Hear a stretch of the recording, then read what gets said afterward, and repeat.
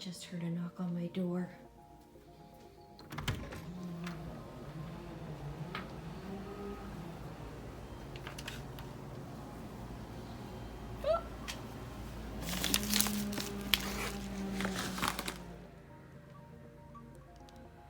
It's a Christmas present from my Florida kids.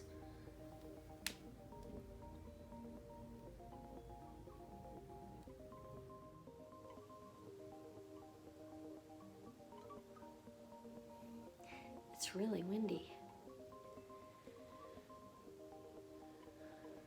Right now I'm just sitting here contemplating life.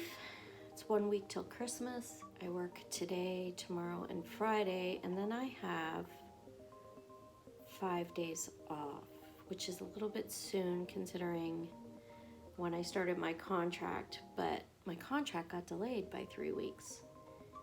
So that happened. It's okay.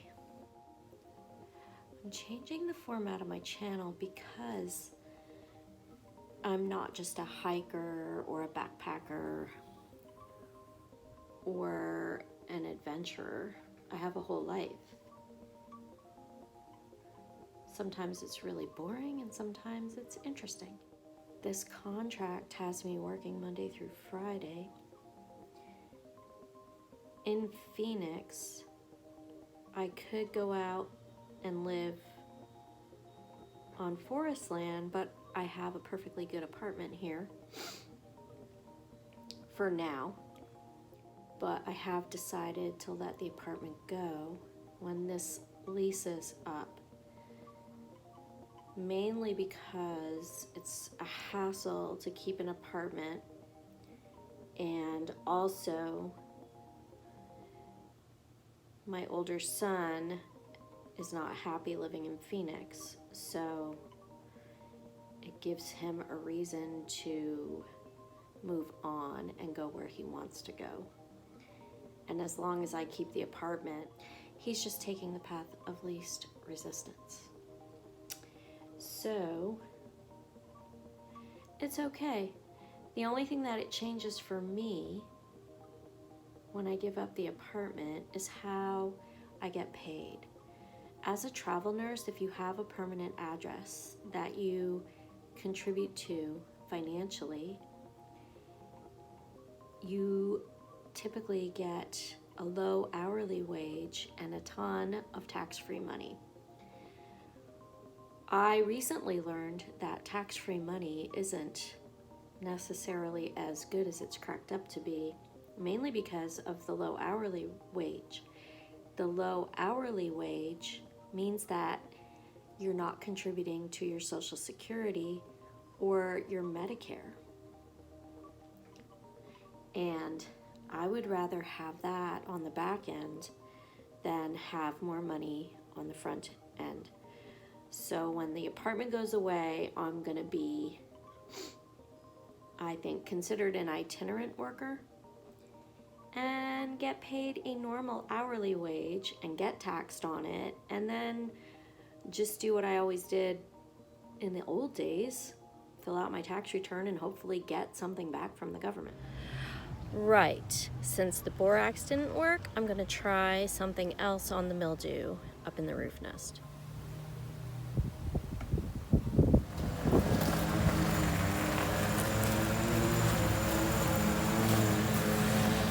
One of the cons of working in the afternoon, landscape day and all the noise.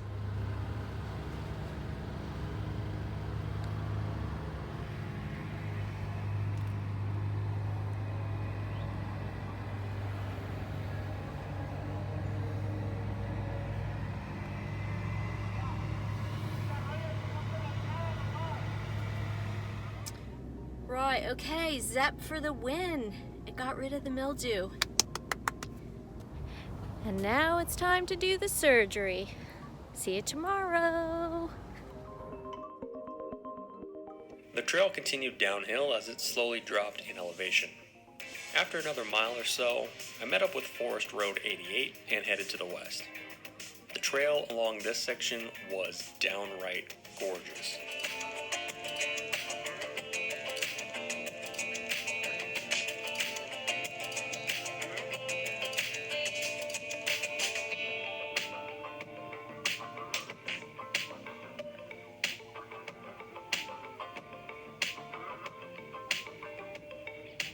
With the recent acquisition of the 4Runner, I am watching all the videos about overlanding and how to drive a 4-wheel drive off-road correctly.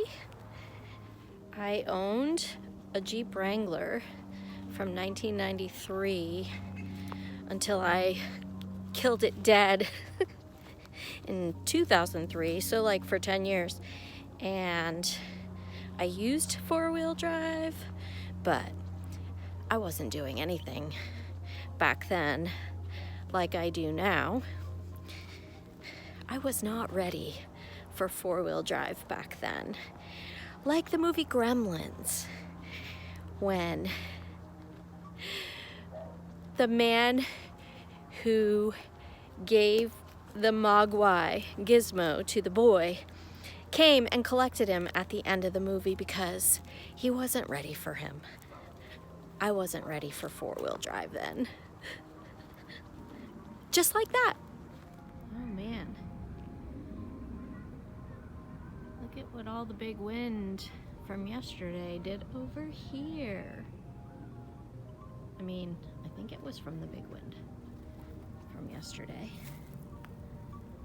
Whoa.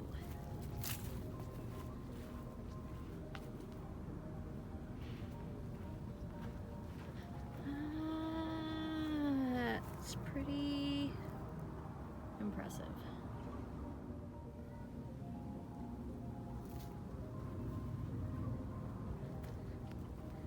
What fence?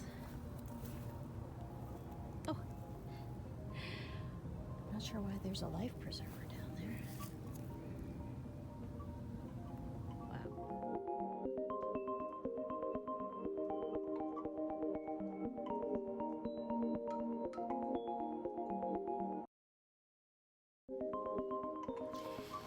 Yeah, so I'm learning all the how-tos and like all the essential things that I should know and have for overland adventures, because when I leave here, I'm hopefully going to be living outside again. I'm also trying to figure out how to title these videos that are in this new format. I did discover one thumbs down on the first video, which, you know, you either like these or you don't. I'm okay with that. It's not for everybody, and any reaction is a good reaction. So whoever didn't like that video, thanks.